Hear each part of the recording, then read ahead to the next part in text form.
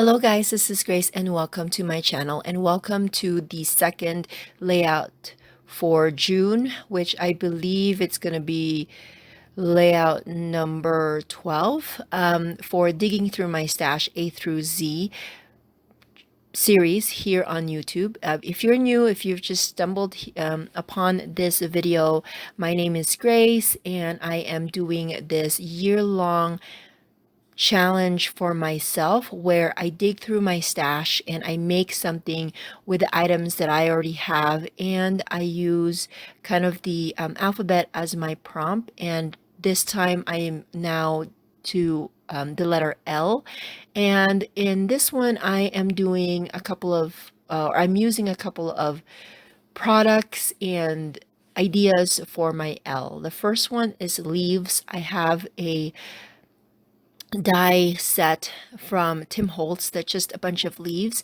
and so I'm going to use that as my prompt, plus also labels, which happens that the label die that I'm using is from Lawn Fawn. So if you don't want to use leaves as a prompt or labels, you can always use like products, brand names, I should say, like Lawn Fawn as your prompt. So anyways, this is going to be a outdoor type of layout. Another thing that I'm busting from my stash that I've had for years is papers from Paper House, and their papers are really pretty, but they're mostly like either photos or like backgrounds like this one that has a Colorado on there. And I really don't use these kinds of papers in my scrapbooking, but I thought that they could be a good background. It's subtle enough. The design in it on it is subtle enough that I can still marry that with my existing style. I have nothing against like pictures on the paper or backgrounds like this, but I don't know, I find it hard to work with, especially when it's very realistic. But anyways, I just like the Colorado one. These are pictures from last year when we went to Rocky Mountain National Park here in Colorado, and I figured the background would be perfect. I am using a bunch of photos here, not as much as what I have. Let me tell you, I I was photo heavy with well, I printed a lot of photos with this particular event. I am always photo heavy when I do take pictures during like travels and events, but I don't always print them all. But this time around, I printed a lot of them. I just love the sceneries, just looking back at looking through the photos and remembering the things that we did. And if you've never been to Colorado, you should at least see the Rocky Mountain National Park because it is beautiful. You get to go drive all the way up to the top of the mountain, and it's just there's a lot of beautiful greenery. There are some wildlife as well, and it's beautiful. I feel like we haven't really scratched the surface on those two times that we have been there. Fun fact: the last time that my husband and I were here was actually part of our was that part of our honeymoon? I just know that it was at the first year of our marriage, and so that was almost 20 years ago. And then we took our kids there last year, so it was kind of like going full circle. We were there as a young couple, and then now as a family, and it was still, I don't want to say the same, because it's still beautiful and it's stuff, but it was just really fun to drive around and kind of reminisce on the first time that we were there. So going back to the layout, like I said, I am using a few papers here that is kind of outdoors related, specifically those papers from Paper House. I will be using some more of those papers for my leaves and also a few of the stickers that I found that's Colorado related. Now for the labels, I used this label from Lawn Fawn, and there's three different kinds of label in that die cut set, but I really love this specific one. I don't know what it's called, but I just love this.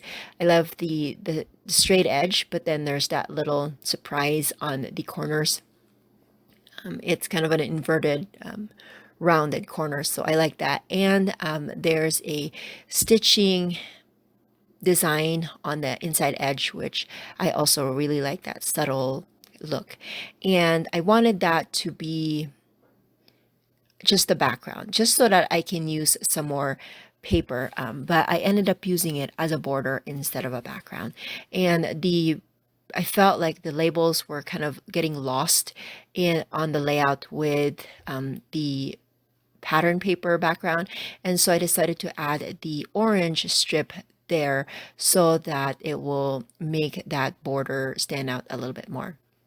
Now I am using, I believe I'm using, hold on, the 13 photos here. I have 9 on the other side, and they're all just 3.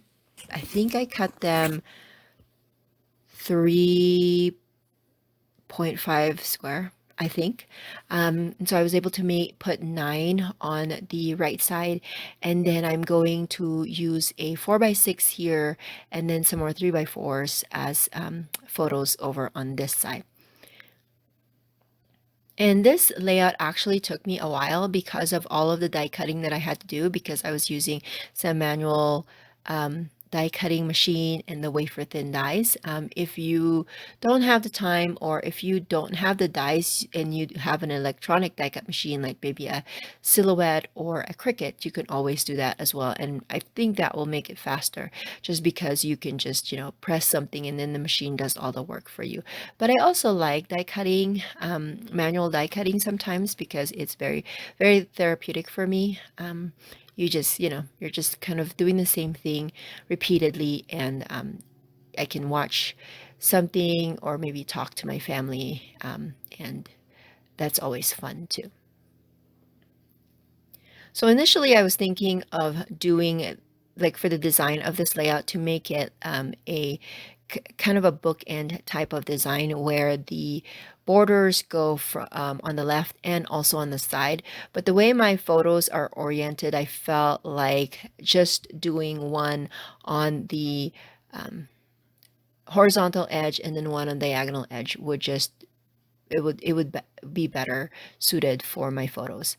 Now I have this 4x6 photo that I had initially thought I would just trim just a little bit to have a gap between those 3x4 photos on the ends. But I actually end up cutting way too much. You're going to see here when I put that on there, it's going to be way too much. Even with the border, I cut that way too much. So I'm just going to kind of move things around and just have a little bit bigger gap than I had wanted. Oh, I think that's what it is. That's why I cut them smaller, because I cut my mat way smaller than I had intended it to be. But it's all good. It's still bigger than all the other photos, so you can still note that it is the main photo of the layout. It's just a little bit smaller than my initial intention. And then, sorry, another problem that I stumbled upon with this layout was because it's photo heavy and my journaling is pretty long, and there's just a few, like, there's a lot of things on the on the layout as it is, that I did not make room for title. And so once I get to that point, I'm going to kind of figure out, well, where am I going to put it? And so I'm going to end up putting that over the white space on that large photo. So that is how my layout is looking right now. And the next thing that I am going to do is I'm going to create my leaves. And I did that off camera. And I'm just showing you the papers that I used. Again, these are Paper House production papers that I'm using. And they are mostly known for like photo type of papers and like sceneries like this. And I don't really use a lot of that for my scrapbooking, because I feel it's a waste for me, honestly, because it's such a beautiful paper, and then I'm just going to cover that up with some photos. So I ended up not using a lot of those kinds of papers. I used to be in their design team. That's why I have those papers, because you might be wondering, well, why do you spend money in buying those kinds of papers if you're not going to use it? And that was because, and I acquired it because I was in their design team. But you know me, I mean, if you've been watching my channel and you've seen my scrapbooking, I try, that's the keyword here, is I try to buy products that I know I will use. I have been scrapbooking for almost 18 years now, when my oldest was just a few months old. And so I've kind of, over the years, I've realized, what works for me, what doesn't work, what kind of products are like my go-to. And these kinds of papers are not the ones that I would typically use. And so whenever I have products that I would say I don't typically use these things, most of them is because they're either gifted to me, or they were acquired through like a design team work or something like that. So one of the things that I decided to do with those papers that I'm talking about that's kind of hard to use is to create the embellishments with them. And so I'm going to use, I not I'm going to, but I did use them to cut out the different kinds of leaves. And I'm just going to put the leaves on the bottom and then a cluster on the right. I just figured that the leaves coincide with this outdoor type of layout. And so, like I said, I didn't know where I was going to put the title, and then I just decided to do this smaller title, uh, or smaller letters for my title, to spell Best Day Ever. And that is actually from um, a thicker set that is birthday, but I felt like the best day ever could be for, different kinds of layouts, and not necessarily a birthday one. So I'm just happy that I was able to use that one.